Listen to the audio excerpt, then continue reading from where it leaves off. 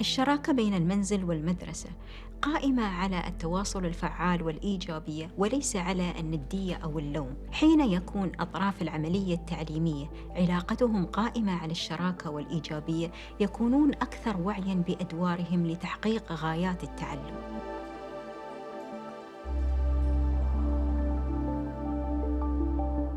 Parents play an incredibly important role for students' academic success. They are the first ones who teach certain skills, interests. They help them with their transition to school. They help them with their homework. They help them understand the demands and the expectations that schools bring to them and how they can adjust to the school environment. So it's really a multidimensional aspects that parents can support and help their children to be successful academically.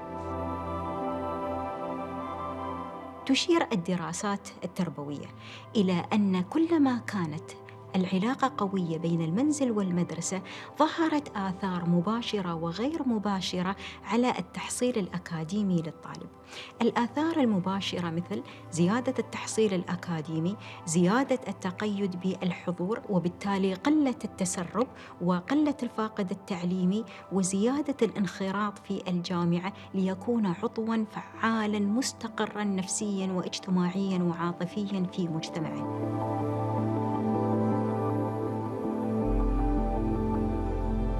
يوم كنت في الروضة معلمتي اكتشفت فيني موهبة الرسم، بعدها رمستها أهلية وقالت لهم ترى بنتكم موهوبة، اهتموا بموهبتها. اجتمعت ويا أمي وقاموا مبادرة تكتشفني، والحمد لله تم اختياري من الموهوبين. من هذاك اليوم للحين وأهلي يدخلون مبادرات ورشات ودورات عشان أقدر أنمي موهبتي فيها. دور العائلة في تعليم الأبناء كبير. بالنسبة لنا أعتقد أن الجلوس مع الأبناء ومساعدتهم في الواجبات المدرسية فرصة للتفاعل ولنقل المهارات والقيم اللي تساعدهم في مستقبلهم وتعزز لهم انتمائهم للوطن. If the parents and the teachers or the institution are on the same page with regard to expectations, with regard to what a child can do and how a child needs to be supported, it's all one. There's no difference between the home environment and the school environment. It's this joint engagement that really helps the child to thrive and to succeed in school. توفير البيئة التعليمية المحفزة ليست واجب المدرسة فحسب، بل هي مسؤولية العائلة أيضاً، كي يشعر الأبناء بالثقة ولنكون أول رفيق لهم في الخطوات الأولى نحو المستقبل. هناك 3 أنواع من التأثيرات غير المباشرة حين يكون ولي الأمر جزء من التخطيط للتعليم. أولاً التطور والنضج العاطفي، يكون الطالب أكثر قدرة على إدارة عواطفه. النضج الآخر هو النضج الاجتماعي والقدرة على إدارة العلاقات الاجتماعية مع نفسه، مع أقرانه ومع المعلم. والنضج الأخير هو النضج المعرفي، ولا يمكن أن تظهر هذه الآثار إلا إن كانت العلاقة قوية بين المنزل والمدرسة، وبالتالي تكون الأدوار أكثر وضوحاً لجميع أطراف العملية التعليمية. I first came to the UAE 2 years ago and I didn't know any English. With help of my teacher and my parents, now I know how to speak 3 languages: Arabic, English, and Korean. I do after-school activities. I play piano. I was spelling bee champion, and I all did that with support of my teacher and my parents.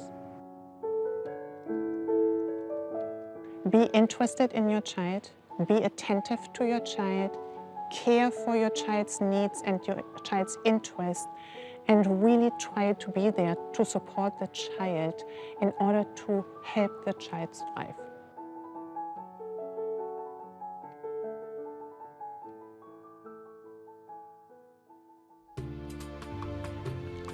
بسم الله الرحمن الرحيم.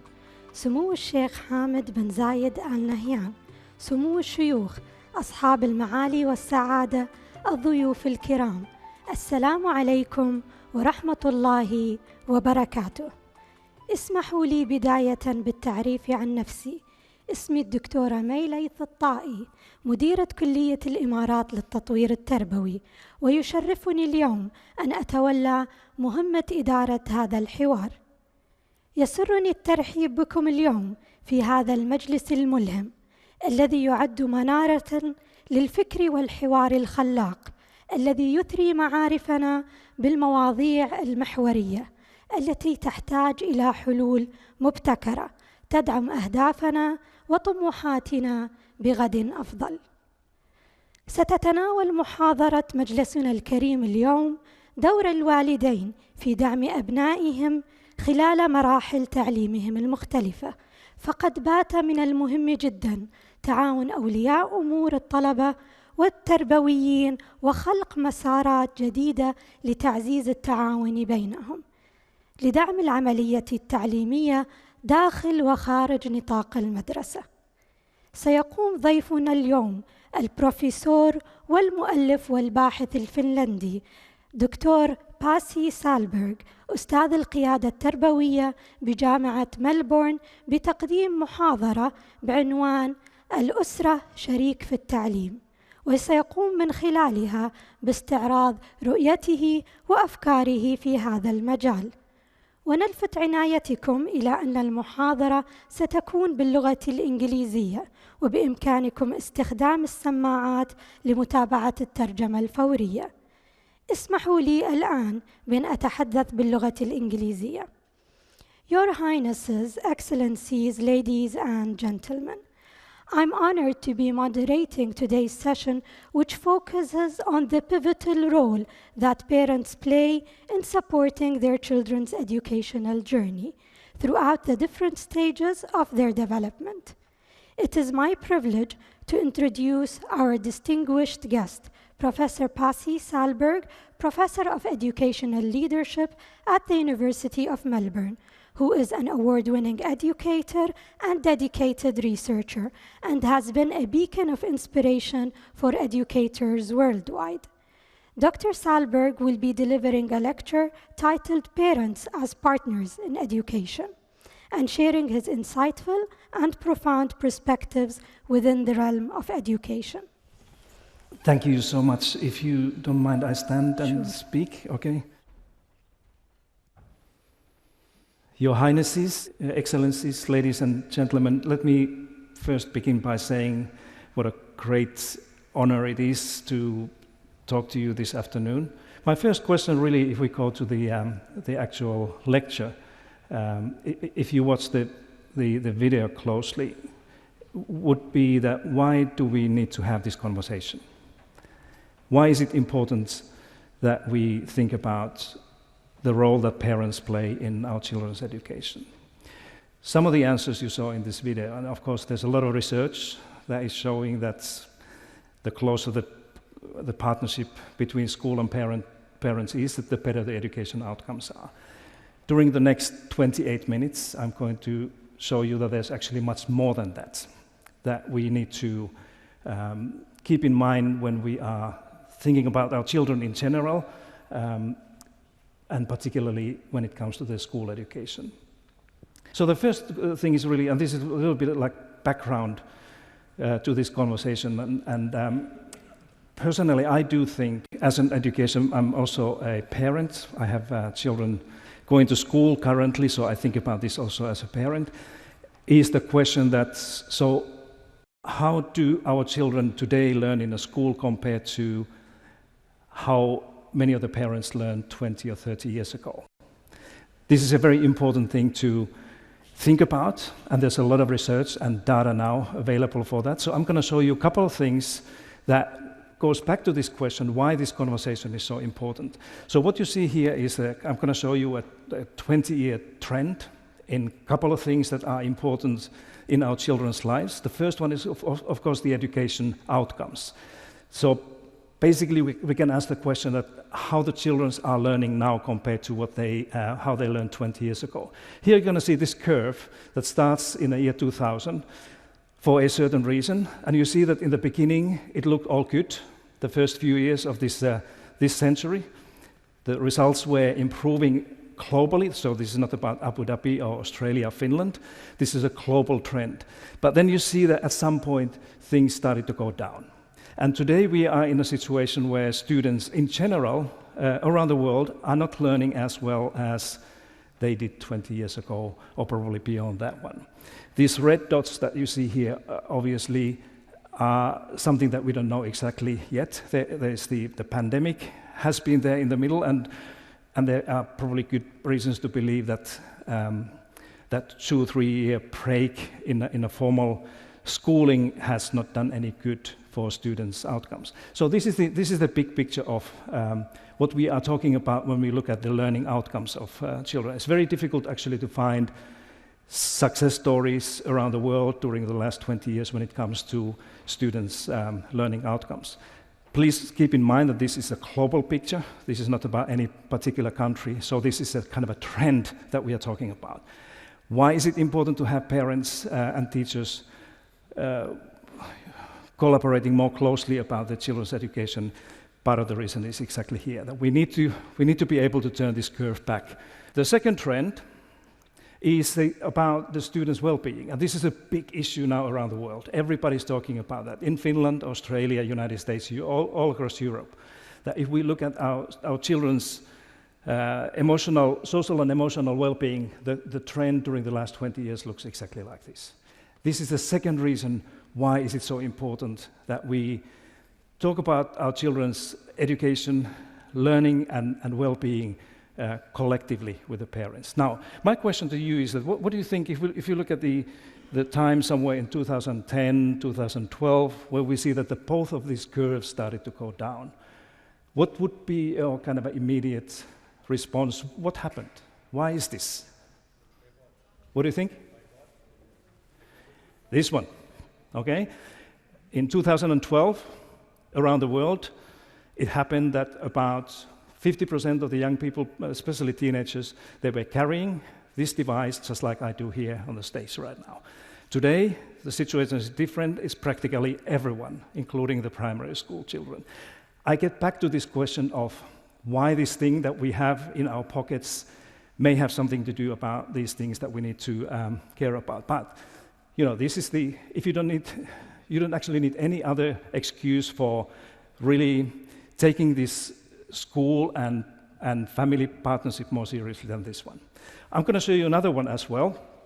And this is something that we can see around the world. Again, this data is not about here. This is actually the situation in Australia where I work and live right now. So what you see here is these 2 dots. The blue one is a typical child going to school from a family that has a higher socioeconomic status. In other words, the parents are better educated and they have better income. This red dot there is a child who comes from the lower socioeconomic group. Often parents having a less education and less power opposition in society. Now, what is interesting in this picture is that in the year 3 or grade 3 in Australia, it may be the same here, the gap between those 2 typical children coming from different equity groups or social groups equals about 2 years of schooling. Now, we have schools all around the world to equalize this gap as the kids when they travel through the school, right? So what you see here in the horizontal line, this is year level in school, means the journey that children do when they go from grade 3 to 4, 5, 6. So we are looking, I'm going to show you what's going to happen during the 6 years of schooling in a typical school in Australia. And remember, this could be in many other countries as well. So this is what happens. The schooling actually currently is not able to equalize these differences that the kids have. It's actually making them much bigger. Again, this is another reason to take this more seriously and ask, why is this? And what the school and what the parents can do to make sure that we are able to do what the schools were supposed to do to equalize and narrow this gap, okay? So this is the question that comes from these data above. What influences students' learning in school? Not too often we actually ask these questions when we are working with when the parents and teachers are working together. But this is one of those questions we need to ask. What do we know about this? Why some children, as you saw there, learn more and better and faster than the others? This is one of those things that is probably more research than any other aspect of schooling during the last 75 years. So we have a lot of research to establish a kind of answer to this question. Okay? I'm not going to spend too much time on this because we could spend the whole afternoon here talking about this, but I'm going to show you the solution here without any indication what this actually, what these factors or issues would be. You can see there are 4 different colors. One of them is a teacher, so teacher influence, how much a teacher explains the students' learning in school. The other one is all the other in-school factors, like a principal, curriculum, computers, textbooks, facilities that the school has. Then there's the other one is about all the out-of-school factors, family, mother's education, the community where the kids live, the kind of people they spend their life with, and so on. And then one of them is the unexplained variation, something that in research always happens, that we don't know exactly what it is. Now, my second question to you is that which of these colors do you think is a teacher?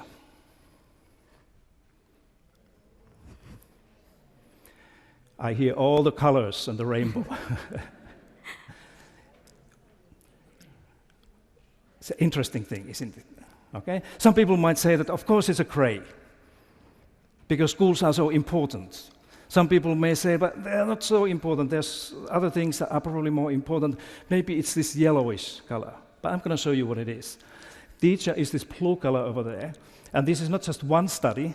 This is all the studies. I went through a massive amount of literature and tried to establish a kind of a consensus on what explains what kids learn in the school.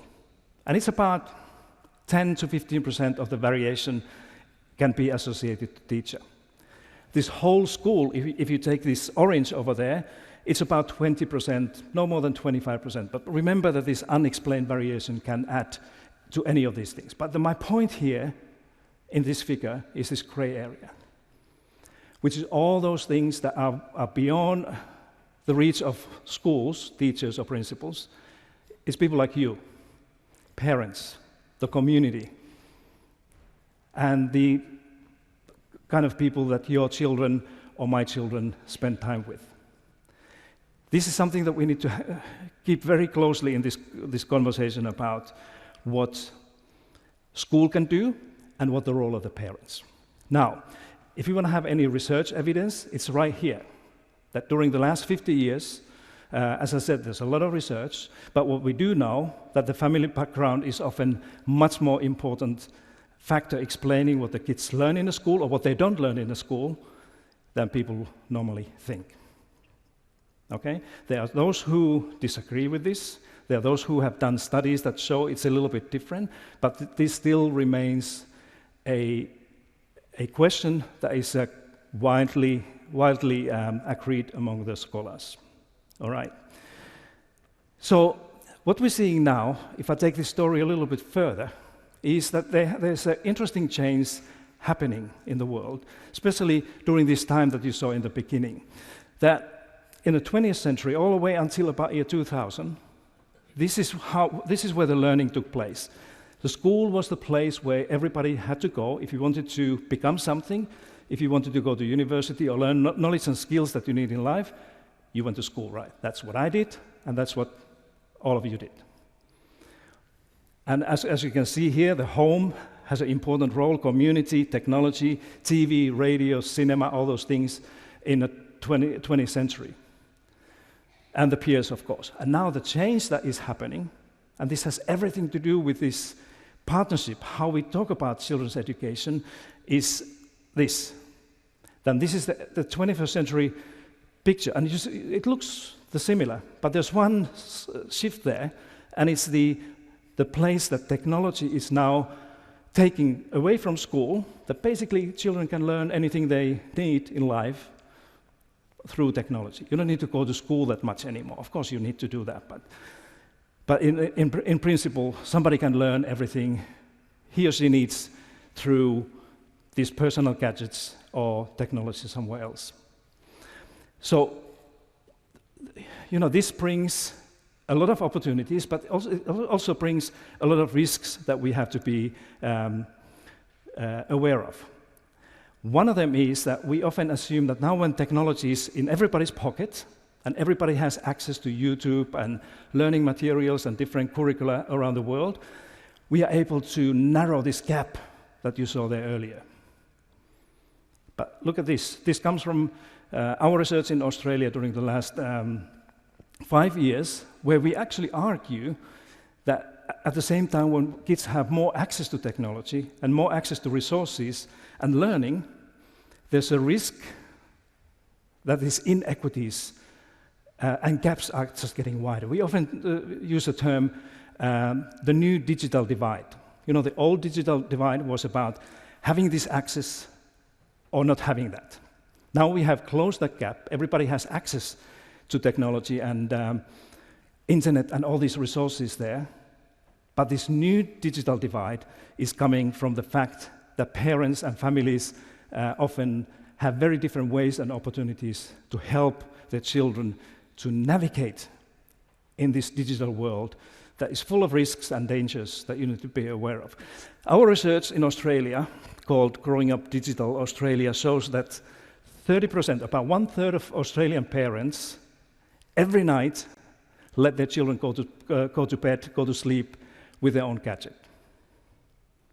1/3. I don't know what it is here. It would be interesting to know what the picture is here. But if we look at the families, the parents coming from the lower income brackets in Australia, it's almost half.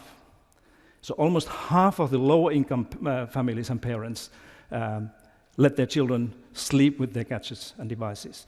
And take a look at this, 60%, 3 in 5 children, according to our study,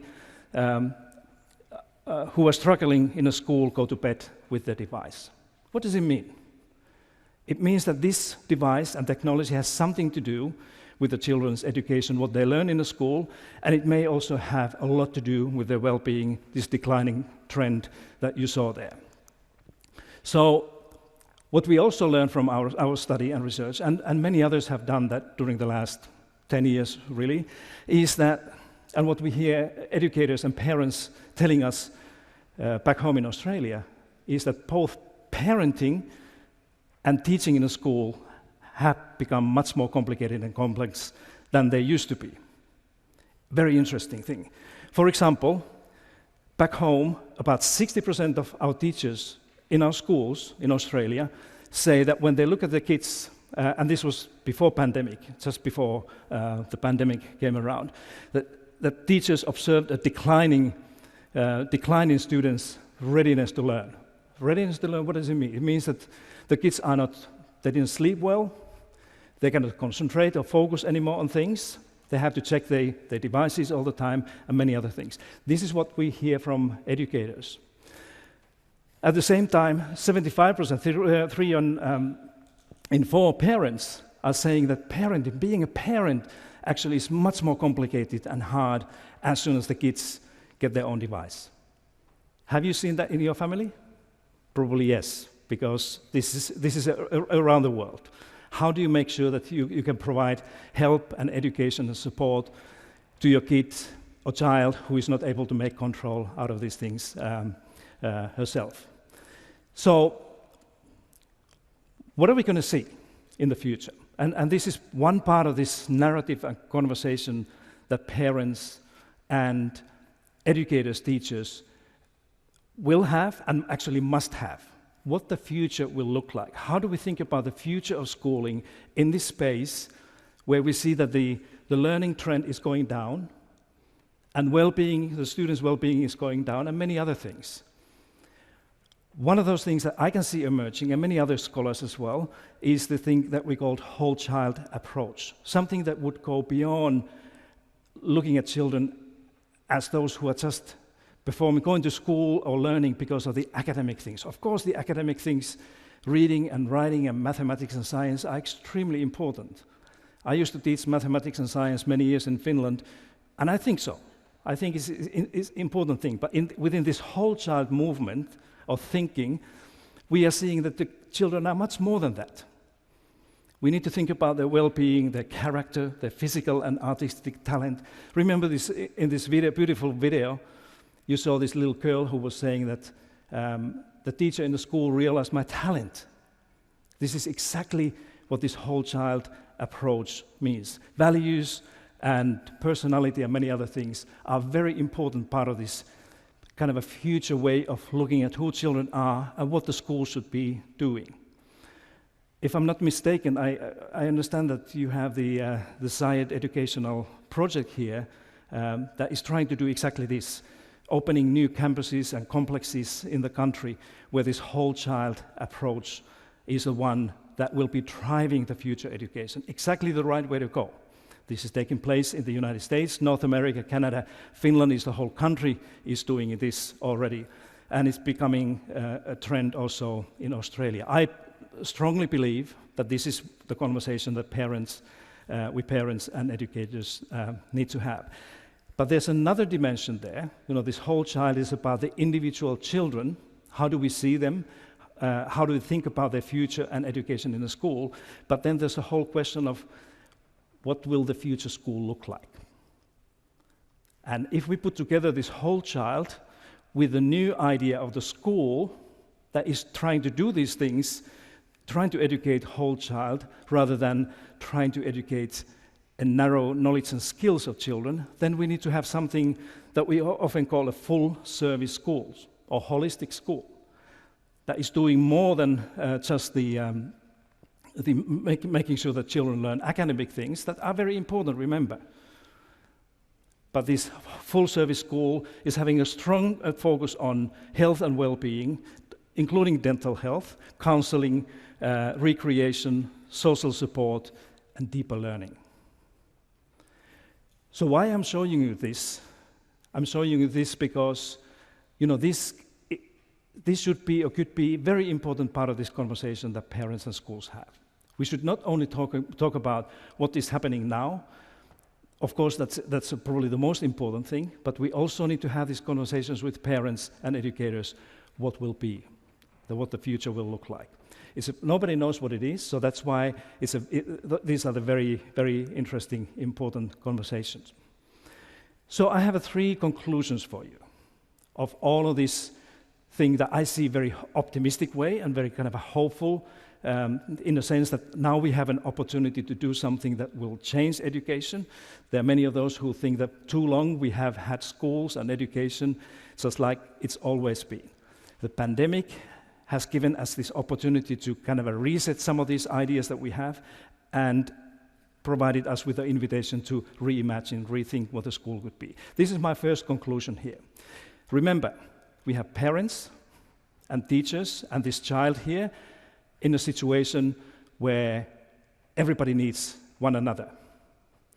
So what we learned in our research is that, in Australia, is that about half of the parents, when they think about this digital well-being or digital wellness of their children, and by the way, this is number 1 concern now around the world. In North America, in Europe, in Australia, the children's declining mental health that is often caused by these devices is number 1 issue. And that's why it's right what the parents are saying, that they would like to see that the parents and schools share the responsibility to helping children grow up healthy, happy, and responsible in a digital world. This is not about taking these devices away or turning them off. This is about learning to live with this technology, okay? So this is a good news, but it gets even better when we look at the teachers. Again, in our study, and I guess that this would be very similar here or in other places, is that the half of the teachers say that it would be great if parents would do a little bit more in helping their children to understand this technology and learn to use it more safely and responsibly. Really huge opportunity back home, and I guess in many other places as well, for parents and teachers to get together with the child and think about how do we go from here. So this is my first conclusion. The second one, if you read this carefully, you probably remember that it was John F. Kennedy in his presidential address in the US Congress in January 1961, when he said, "Ask not what your country can do for you, ask what you can do for your country." And when I was thinking about this, and I said, how beautiful this is if we just switch it a little bit and give this to parents to think about when they see their school, where their children go, and think about what is the school like. Because too often, and I'm not talking about schools here, I've been in many schools here in Abu Dhabi and Dubai and other parts of the UAE, but I'm talking about schools back home in Australia and many other countries, that schools are becoming more and more like service providers, and parents are seen as clients, customers. Somebody says that, what's wrong with that? Well, it changes the whole partnership idea. Like, you know, if you go and buy yourself a new car, you don't think much about what your neighbor is buying or how happy or unhappy he or she is with the car. You think about your own thing, right? As soon as you get a good service and good product for yourself, you're happy, okay? And this is exactly what is happening in many parts of the world when it comes to education. What this wisdom that I borrowed from JFK is trying to say is that that's not enough.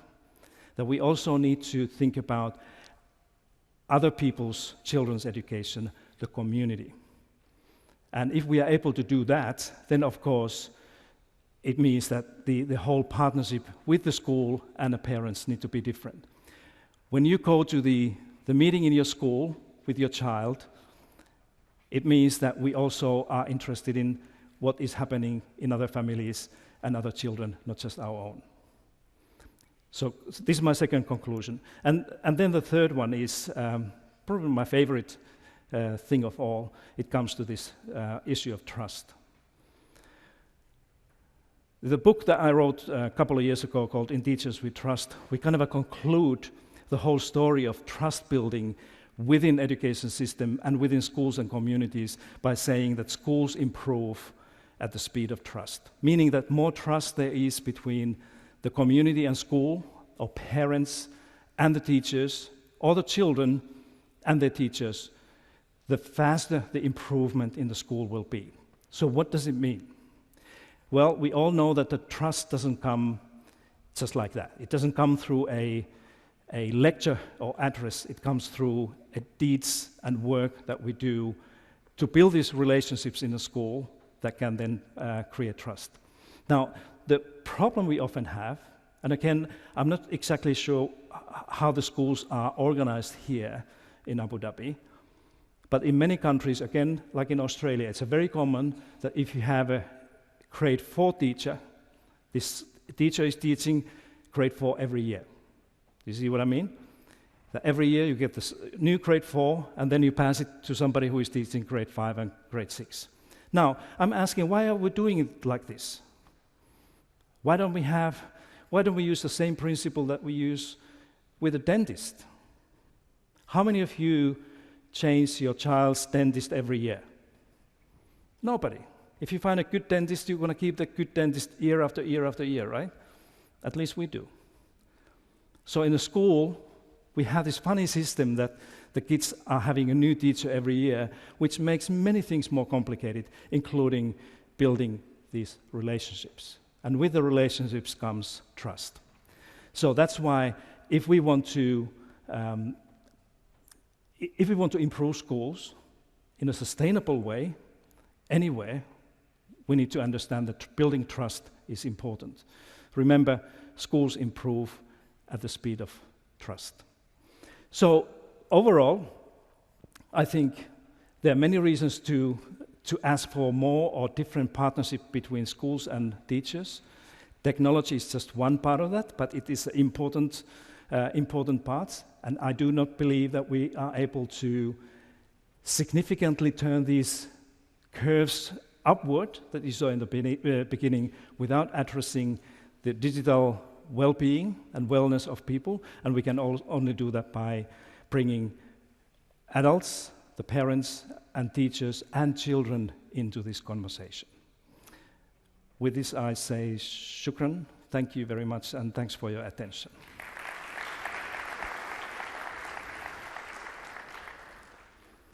Thank you, Professor Salberg, for the insightful presentation. I'd like to ask you a few questions. Sure. You talked about the importance of out-of-school factors and how they significantly increase student outcomes.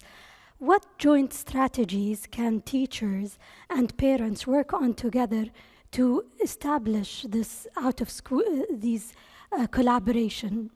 Okay, let me ask you first, the audience there, how many of you found it surprising that out-of-school factors are so significant? Can you put your hand up if you think that it was a big one?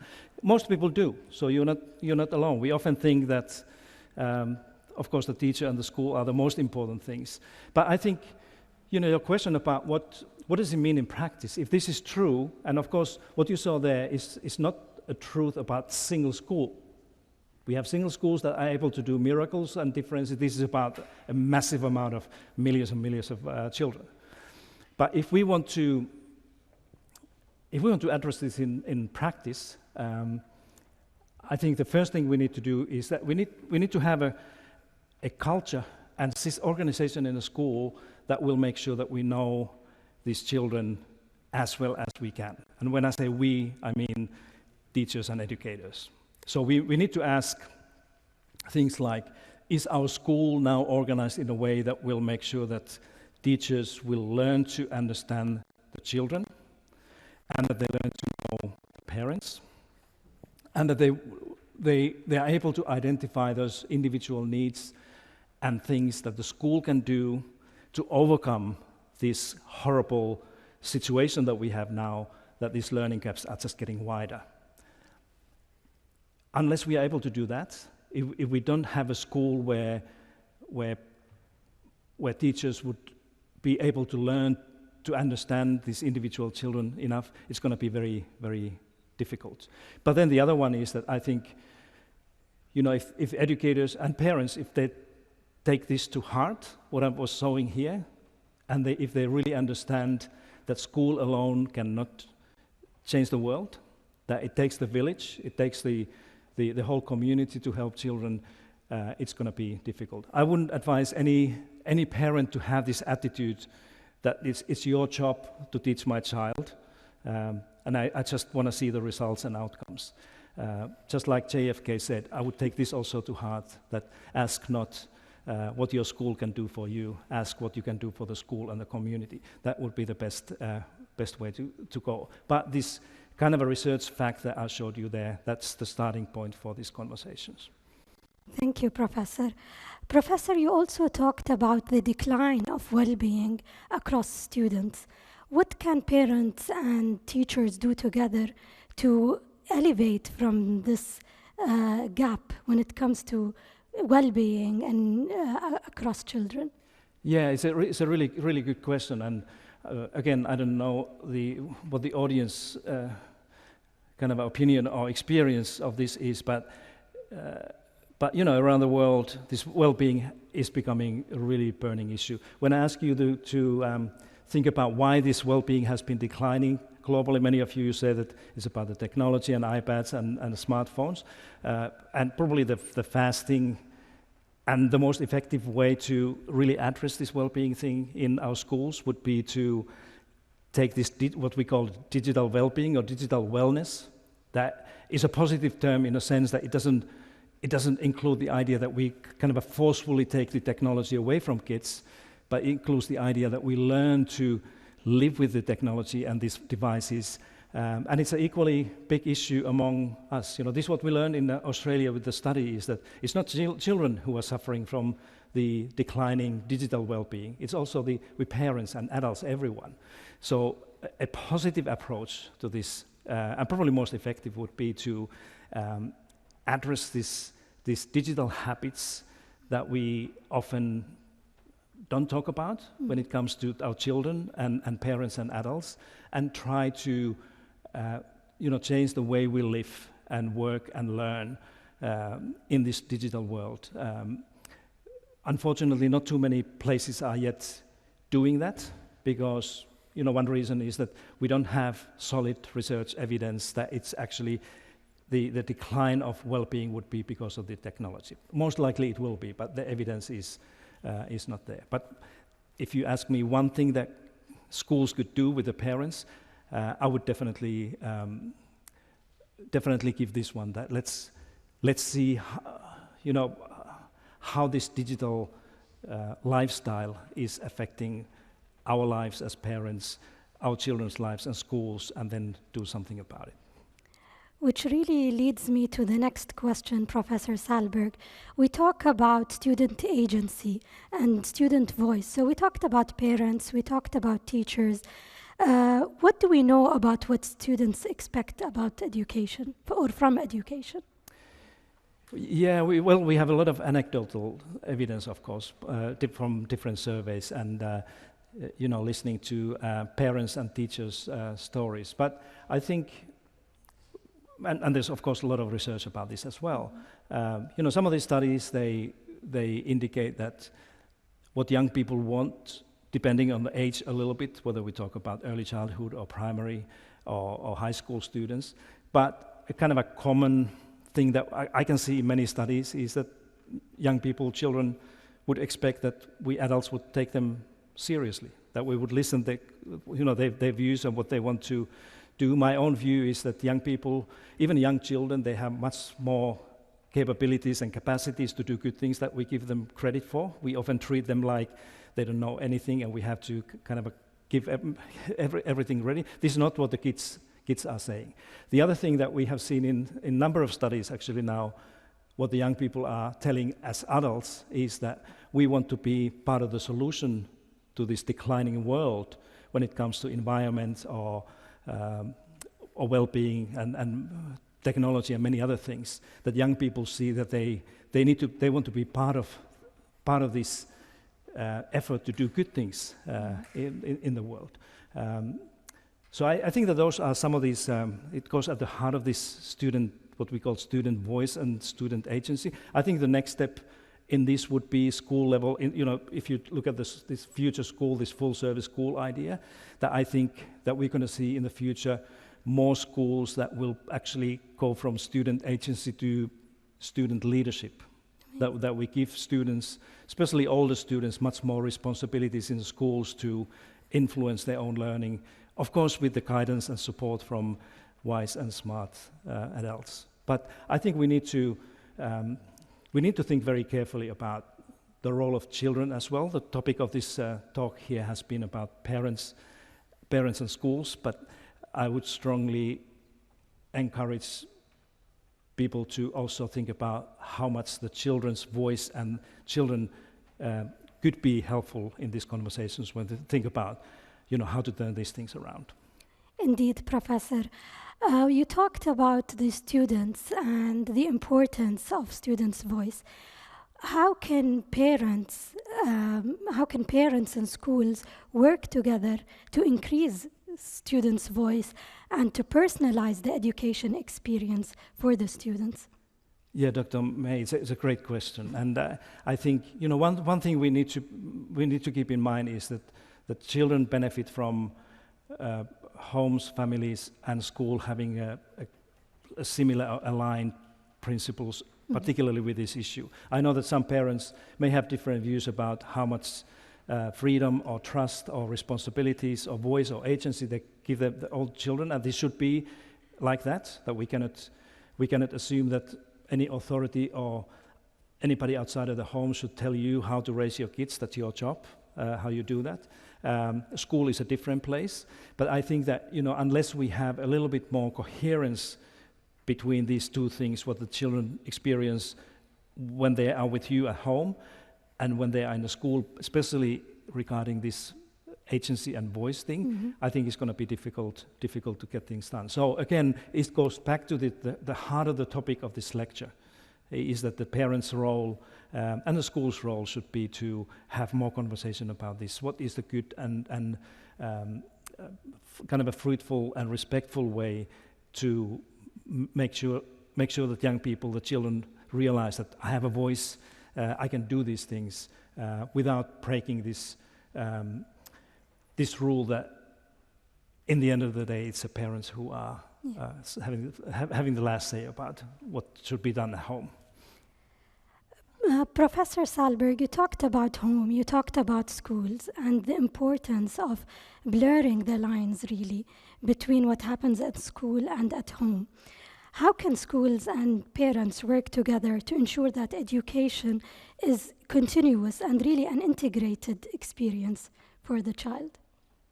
Yeah, again, one of my conclusions there in the end was about trying to make sure that we understand our perception, how parents see the school and how school teachers see the family and the community. Again, if we have a different views about, if the parents, for example, have a very strong view that school is it's a merchant and I'm a client and I purchase educational services, it's a very difficult to build a kind of a coherent way of having a conversation with the school if the school is having a very different view about educating young people. So I think, as we saw in the video, that it's very important to build these relationships between the families and schools, but within these relationships and conversations that we have between homes and schools, that we need to also make sure that we at least understand how we see these things differently before things get bad. And I've seen schools and situations where there are really big conflicts between parents and the school, often because of these expectations are so different.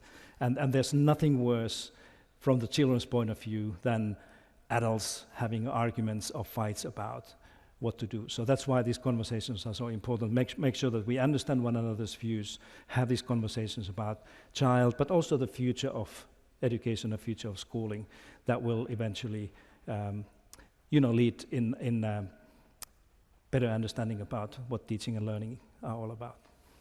Thank you, Professor Salberg. Last question. I'd like to talk about the digital divide that you were talking about. And how can we know that there are challenges of having equitable access to educational resources and opportunities? How can schools and parents collaborate to bridge this digital divide?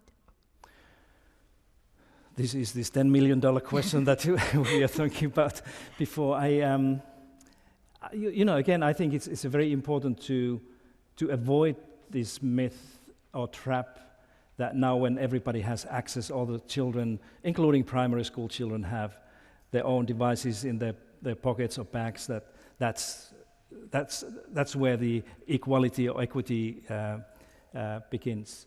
This research that you saw there is a unique in the sense that it hasn't been done in that way. So we haven't been actually aware before these studies that having the equality of access to technology can actually create new inequities when it comes to digital wellness. Mm-hmm. So, one thing that parents and schools can do is to, for example, have the conversation about this, what digital well-being is all about. How does it link to overall emotional or social health of young people, and build these conversations, and then the work that the schools and parents are doing around this digital wellness. Otherwise, it's going to probably stay very abstract and difficult to turn into practices. I love this idea of digital wellness because it's a positive thing. It's something that I just need to train and practice myself, my own skills, within the family or in the school, to make sure that we are better with these devices and technology than without it. But it doesn't, again, my first conclusion there showed you what the teachers and parents are expecting.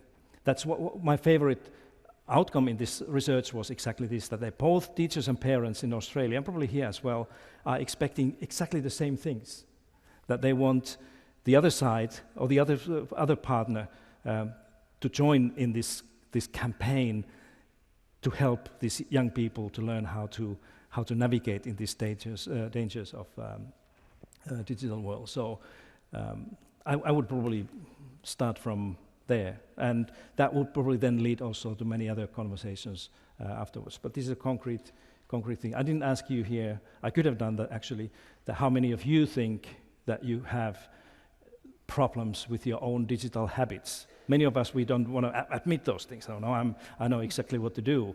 But then when I look at people, they often go and check, is there any messages there? You do it like in every 3 minutes or so.